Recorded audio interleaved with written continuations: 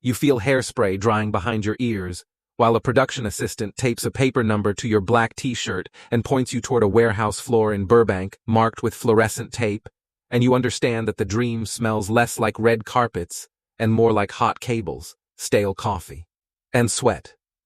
You stand still. You wait. Alone. Level 1, the background face. You earn $72 for 12 hours on a non-union crowd day in Santa Clarita, walking the same fake city block 26 times, while rain towers blast recycled water that turns your socks cold by 8:14 in the morning. You never speak. You hit the mark and disappear behind a lead actor whose trailer is bigger than your kitchen. You watch everything. You study how first team finds light, how wardrobe tracks continuity, how silence drops across 90 crew members the instant the assistant director calls rolling. And you realize that nobody talks about this part. Where ambition begins as endurance and dignity means standing 3 hours in wet denim. Without complaining because one complaint gets your name remembered for the wrong reason. You expected glamour. What you actually feel is hunger. Level 2. The one-line utility. You book a co-star on a police procedural shooting on stage 16 at Paramount, and your contribution is 7 words delivered across a counter while an actor with 2 Golden Globes nods once and turns away before lunch. You rehearse for 9 nights. You hear the line in the shower, on the metro, and while closing the restaurant register at 1:07 a.m. Because your survival job pays more reliably than acting. Then the camera comes in tight, the director asks for less, then less again, and you discover that screen acting at this level is pressure held behind the eyes until the frame catches it. You get your credit. You get recognized by one bartender and your cousin. Some nights you believe it, some nights you don't. Level 3, the named guest. You land a guest role on an 8-episode streaming thriller in Vancouver, and for the first time your character has a surname, an apartment set, and a secret the audience does not learn until minute 34. You fly business class because production books it. You sit in a trailer with your name printed on paper and taped crooked to the door, and that rectangle affects you more than money ever did, because you have entered the part of the machine that used to look unreachable. You shoot 4 scenes over 3 days. You spar with series regulars. After rap, strangers online debate your motives from a 43-second clip. And you learn the official version says exposure is validation, but the real version is that visibility turns your face into public property before your career is strong enough to protect your life. You don't ask. You don't want to know. Level 4, the recurring return. You join a medical drama as the surgeon nobody trusts. Guaranteed for 6 episodes, with options for 10 more if the network notes do not kill your storyline by Thursday. You move from a shared apartment in North Hollywood to a 1-bedroom in Studio City with parking under the building. And that detail feels extravagant, because for 6 years your whole life fit into duffel bags and self-tape folders. The money changes first. Then the access. Then the phone. Casting directors who never opened your emails suddenly remember your range, and you file that hypocrisy where it can't touch your resolve because this industry only loves momentum and punishes stillness. You build a character across months. Then the showrunner gets replaced, your scenes shrink, a merger hits the studio, and you find out your contract option died from a trade site alert before anybody from production calls. That person doesn't exist anymore. You killed that version along the way. Level 5. The series regular. You sign a 6-year deal on a prestige drama for a cable network, 14 episodes a season, 7th on the call sheet, but visible in every billboard across Sunset Boulevard. You work 14-hour days.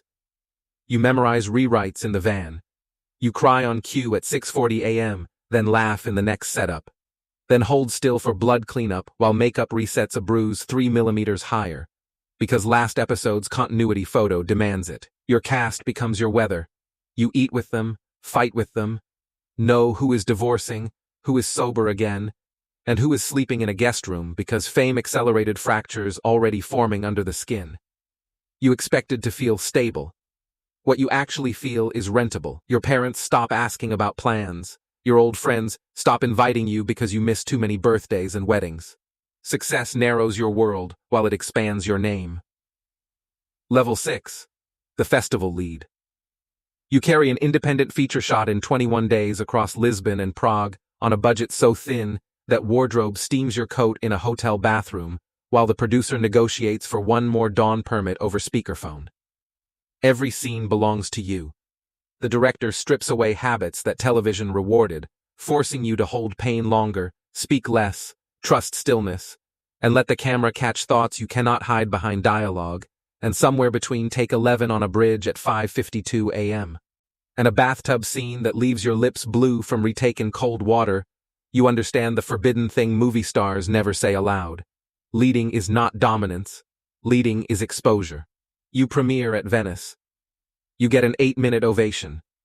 Studios send scripts. Awards consultants begin speaking to you as if legacy were a calendar you could schedule. You know it isn't. Level 7.